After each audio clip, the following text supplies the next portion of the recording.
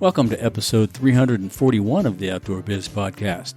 Today I'm joined by Lisa Emlani, principal and founder of Retail Strategy Group. Lisa has over 20 years of industry knowledge and experience in merchandising, buying, product development, and sourcing with luxury and mass merchant retailers in both regional and global markets, and has some progressive thoughts on the traditional retail business. We get into a little bit of that and plenty more. Welcome to the show, Lisa. Thanks for having me. I'm excited. Yeah, this is going to be exciting too. I don't think I've talked to anyone who is immersed in retail as you are. So this will be fun. I used to work retail, obviously, in outdoor retail at A16 way back in the day, and I talked to a lot of retailers and sold to a lot of retailers. But this is going to be a fun conversation. I'm looking forward to it. Yeah, me too. I also started, in fact, probably when it was illegal and I was working in a store, maybe when I was 13. Nice.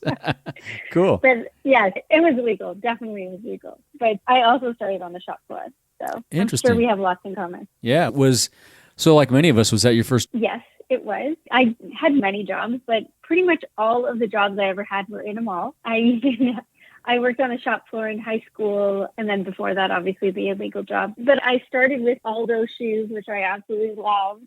And then I worked all through university. I was like a Tommy fragrance girl. And then I did a lot of interning while I was in university because I was in a fashion program. Uh-huh. So I worked with a lingerie manufacturer. So I was really in the product development and design space. And then I interned in the buying office at Holt Renfrew, which was when I decided, okay, buying was exactly what I wanted to do. And then I actually did the buying and I didn't love it because it was very hard. Yeah, that's a big job. Yeah, it was, especially when you're very young and in university and you think it's so glamorous, but there's so much more to it. So I think that was the shocking part, as it is for most interns in that space.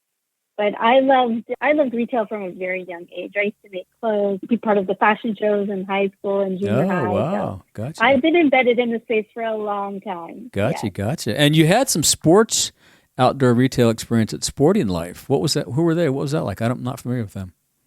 So Sportiness is a retailer here in Canada, and I bought sportswear for the brand. So everything from Prada snowsuits that were gold to Burberry snow jackets to Nike and Adidas. And I also bought all the yoga wear. And then I did develop private label accessories for the store as well, which I had done for some other brands.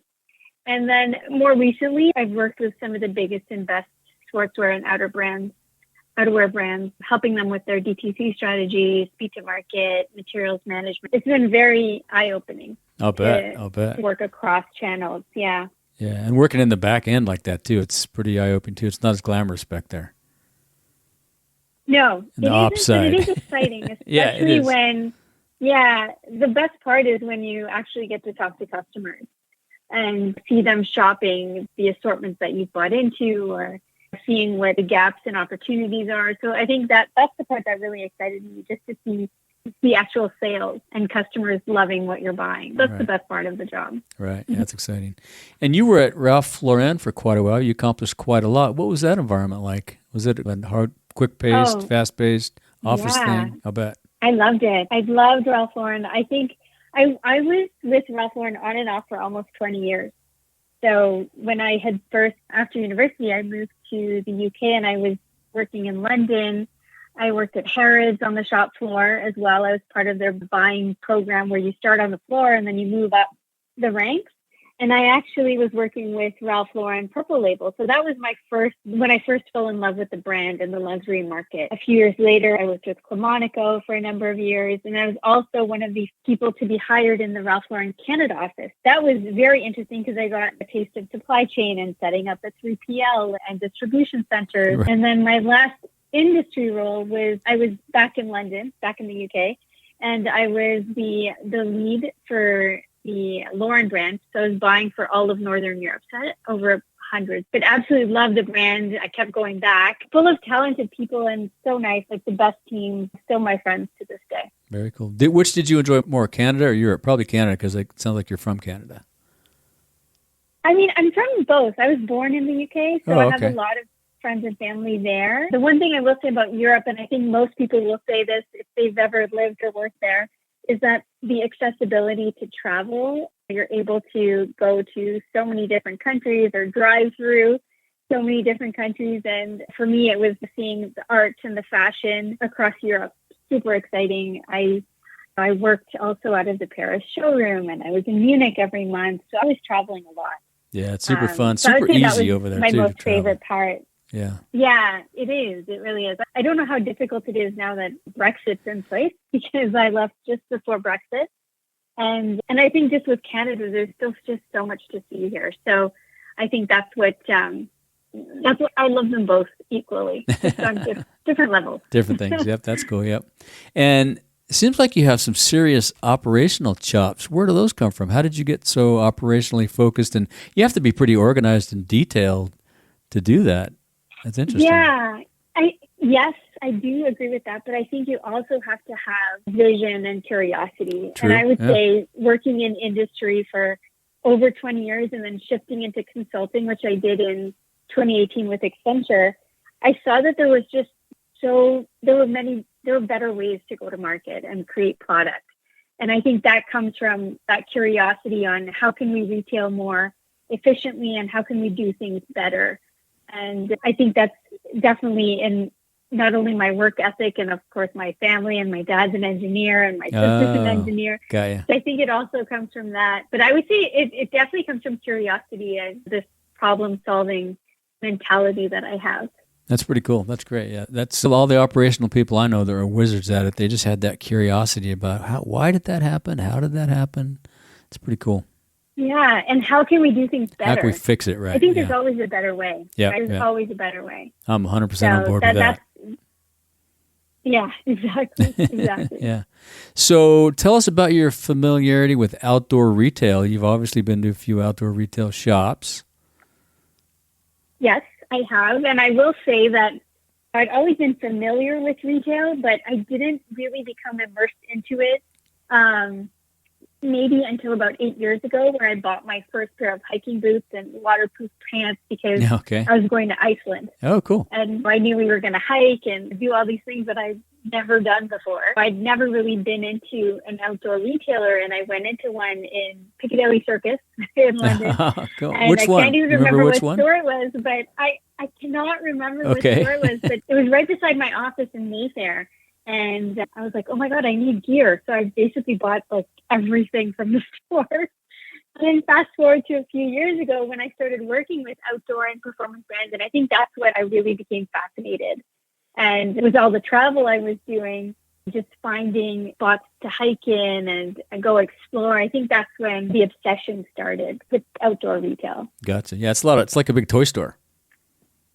The outdoor stores. It is. Yeah. It's all fun stuff. Yeah. It is. And it's functional too. So right. I think that every product serves a purpose, which I absolutely love. Exactly. Have you been to the Outdoor Retailer Trade Show? I have not, but it's definitely on the list, and I'm hoping to go to the next one. Yeah, absolutely. I'd also love to go to the summit too. I think that would be a good one as well. There's some great shows out there. Yeah, there are. Yeah, and in Europe Lots as well. Yeah, and cool products. Oh yeah, definitely. So share with our listeners the 3 best tactics you think outdoor retailers are executing well currently. Oh, I love this question because especially coming off of working with a major outdoor retailer, I think that outdoor retailers truly hire the best people, from product developers to merchants and planners to material teams. They absolutely love the brand that they're working with, and it shows in the product that they're creating. It shows in the product mix and the assortment that they're creating. The second thing I would say is that product and activity obsessed brand ambassadors in the store. They're not only selling on the shop floor, but they're immersed in outdoor on and off of work, and that's so authentic to the customer. So I think that's very special. And then the last thing I would say, which is something that I hold quite dear to my heart, is that outdoor brands really hold sustainability as a key metric because they're part of the outdoor. So that in itself is also authentic. So there's no choice but to take sustainability and climate change seriously because the outdoor industry depends on it. So I would say those are truly the 3 things that are part of outdoor retailers' best practices. Those seem a little bit more brand focused. What about on the retail shop floor? What are those guys doing? Customer service, merchandising? What about some of those things?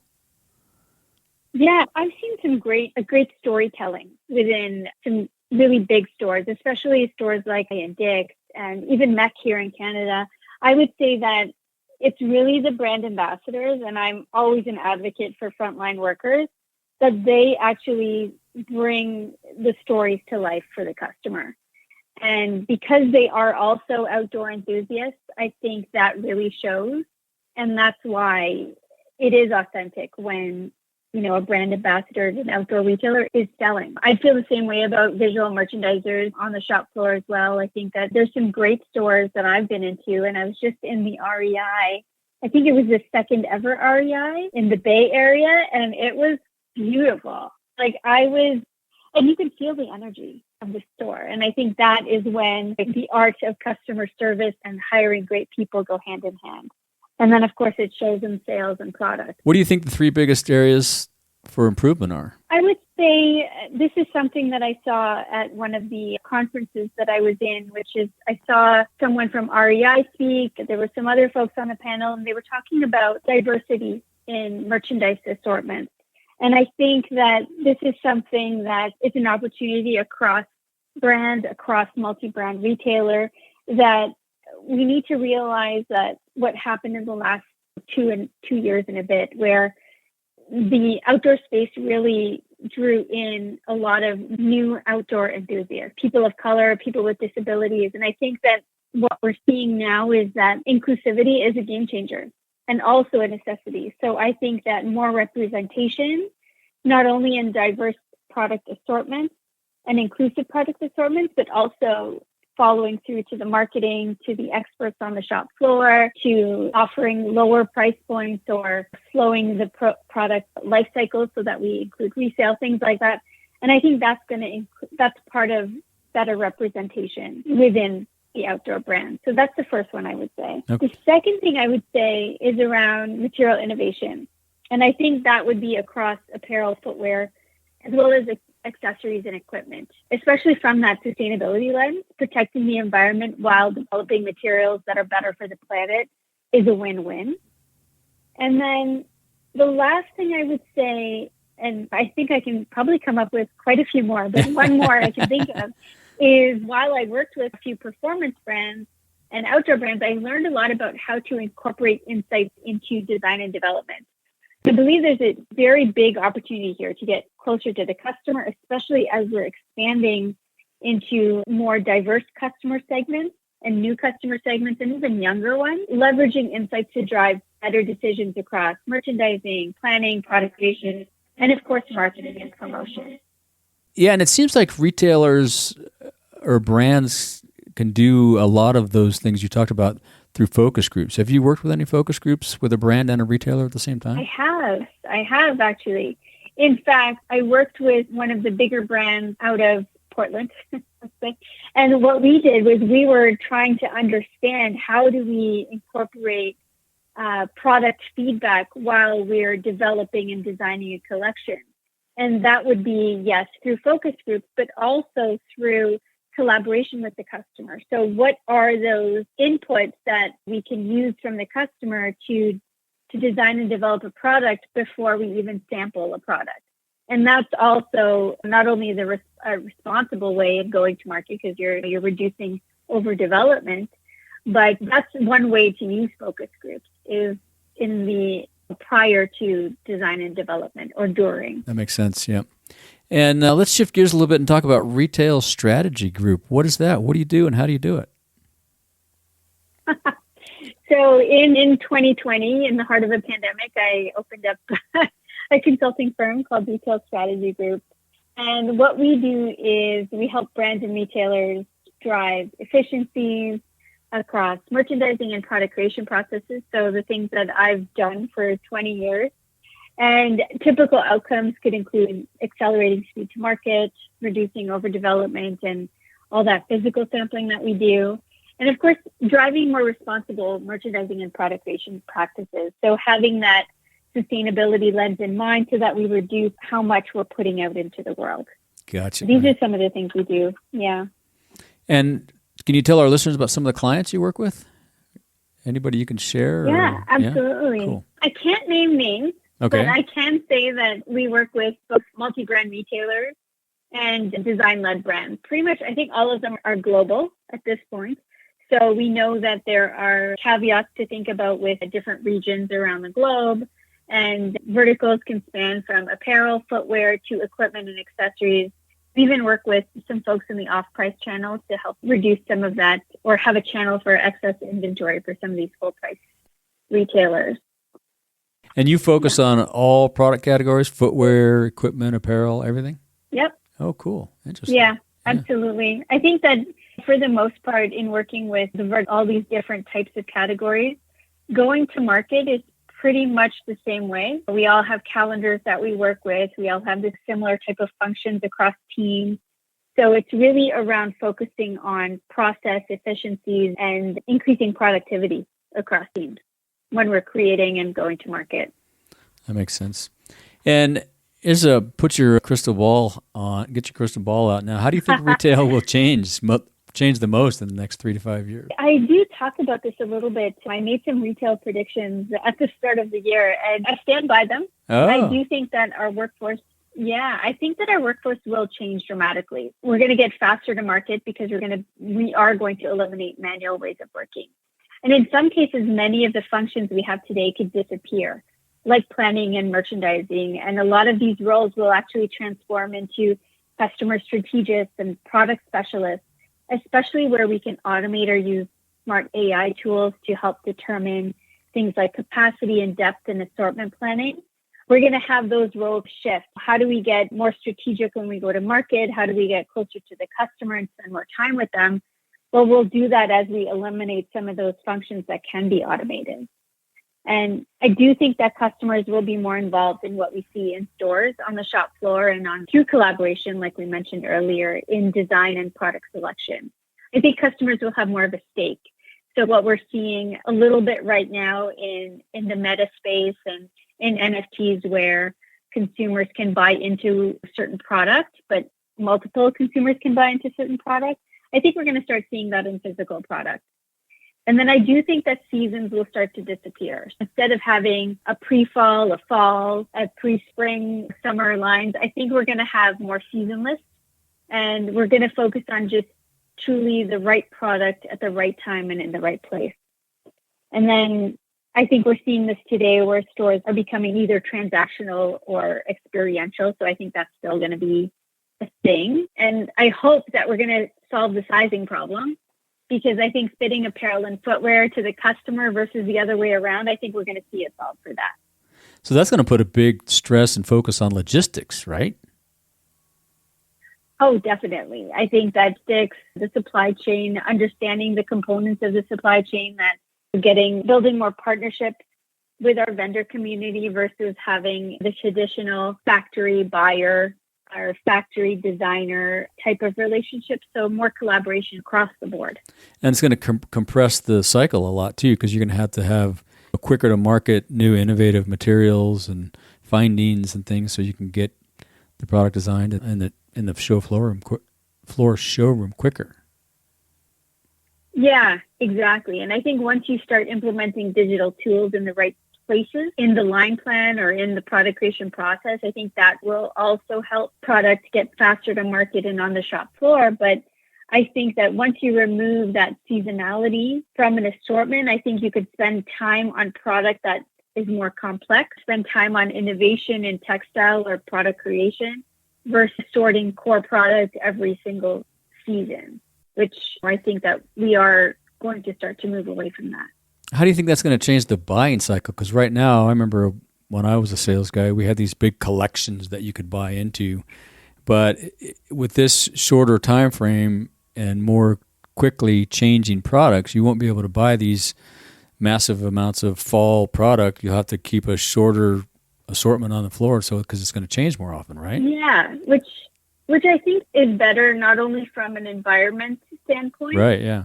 But also we're going to be shifting the mindset of the consumer that they don't need to shop as much as they're shopping, but they need to buy into investment pieces. We're already seeing that customers are shifting their shopping behavior into things like resale and reusable and repurposing of different product ranges. But what we are going to start to see is that a lot more innovation around how to break down either textiles or footwear or even trims and accessories and things like zippers and create products from that product. So repurposing, true circular model, if you will. Interesting. Yeah, that's pretty cool. That'd be exciting. We're going to take a little break and give some love to our sponsor, Audible.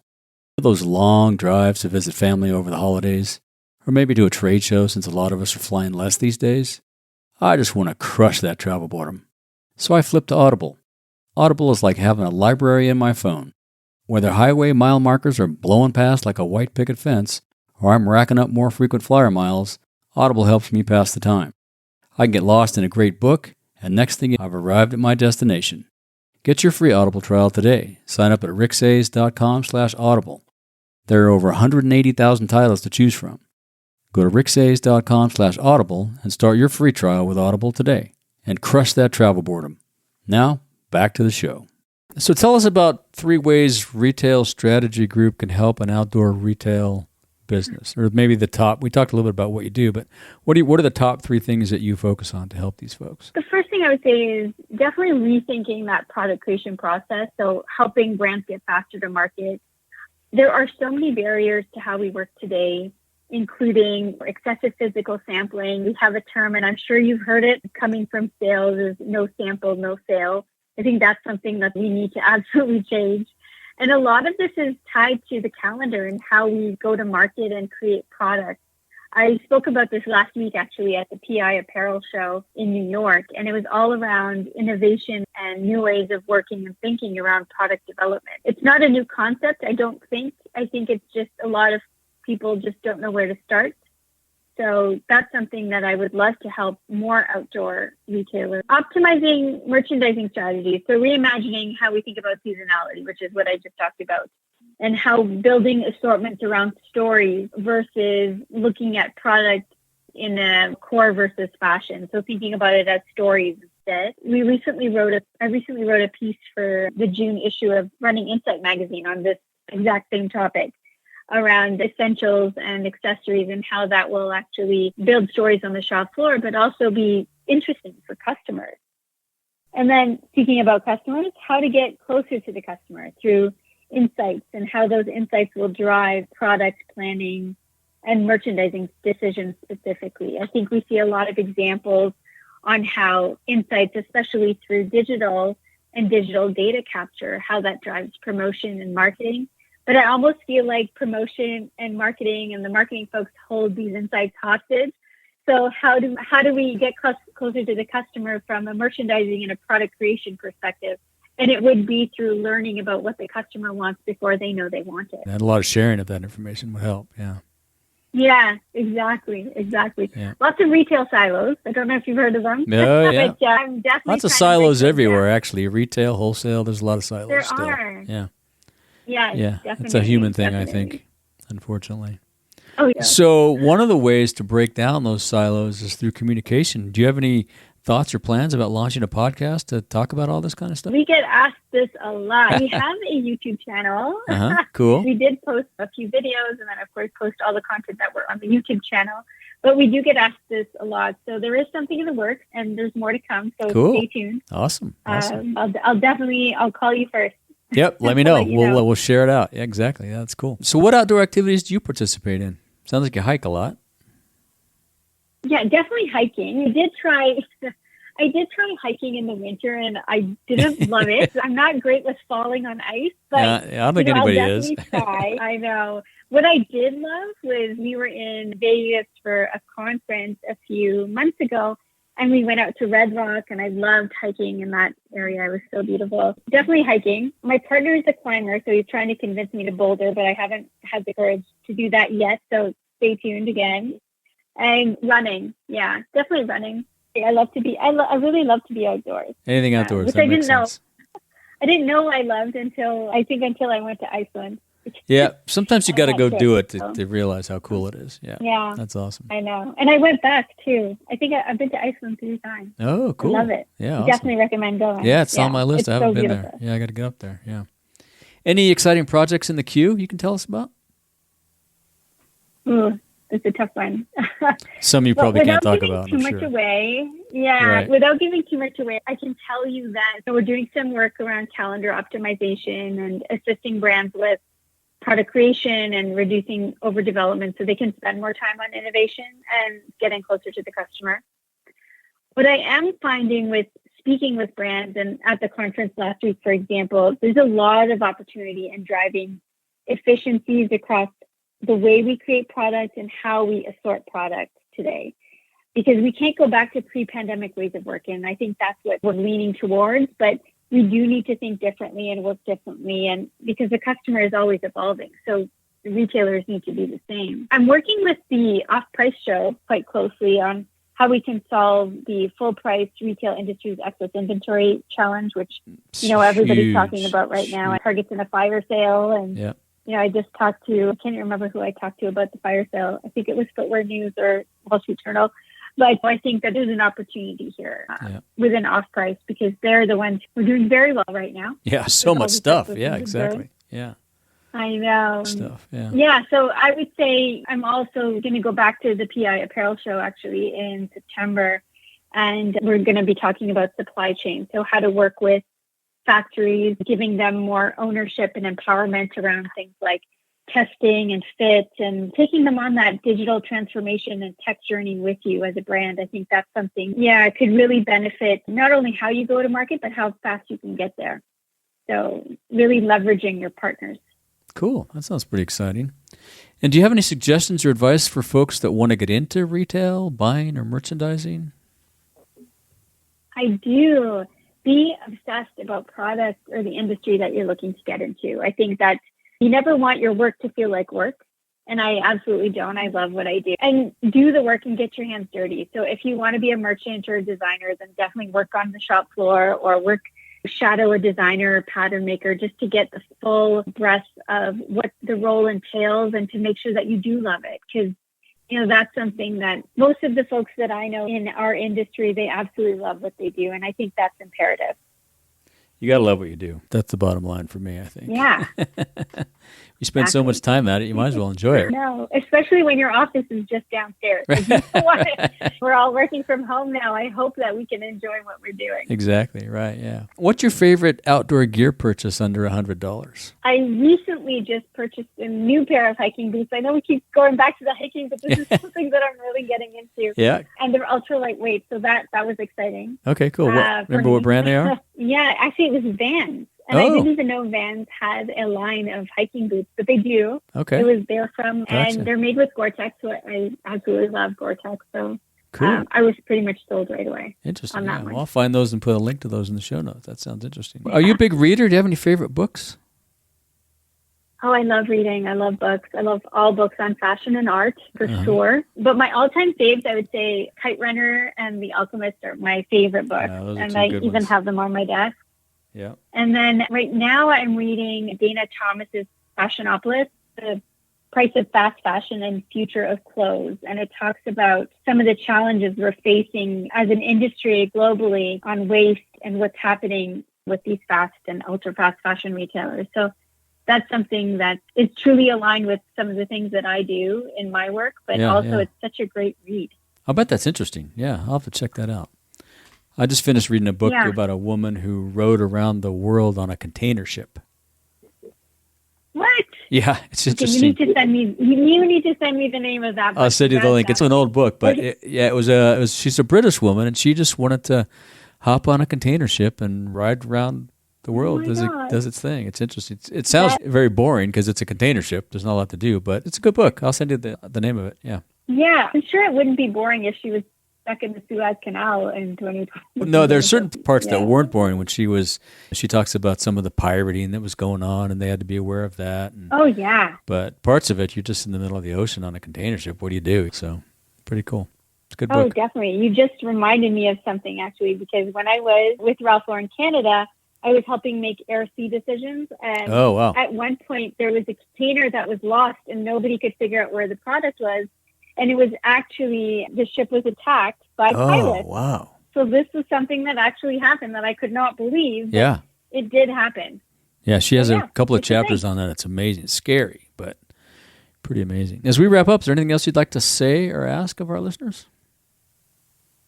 Yeah, we have a monthly newsletter called The Merchant Life, and we just launched our latest edition just a couple of days ago. I talked about my appearance at PI Apparel last week, but we in the newsletter, we have a lot of tips and tricks and like how-tos, because I think it's important to share the knowledge and what we're learning in the industry and how to be more responsible when we're going to market. You can also find me on Twitter and, of course, LinkedIn. I post quite a bit on LinkedIn, and my website, retailstrategygroup.com. Perfect. We'll link to all that stuff in the show notes. Maybe one day TikTok. Yeah. Yeah. I'll keep you posted. Let me know. I'll let you know when I get up there too. I have a channel, but I haven't done anything. So got to figure out what to do. Perfect. Yeah. So great talking to you. Thanks for the time. Good. Yeah. Thank you so much, Rick. Yeah. Appreciate it. Awesome. Thank you for joining us on another episode of the Outdoor Biz Podcast. Be sure to visit our website, theoutdoorbizpodcast.com, where you'll find show notes with links to everything we talked about and more. Subscribe wherever you get your podcasts so you don't miss a single episode. And while you're at it, if you found value in this show, we'd appreciate a rating on iTunes. Or spread the word and tell a friend about the show. That would really help us out too. Be sure to tune in every week. And thanks again for listening to the Outdoor Biz Podcast with Rick Sayes.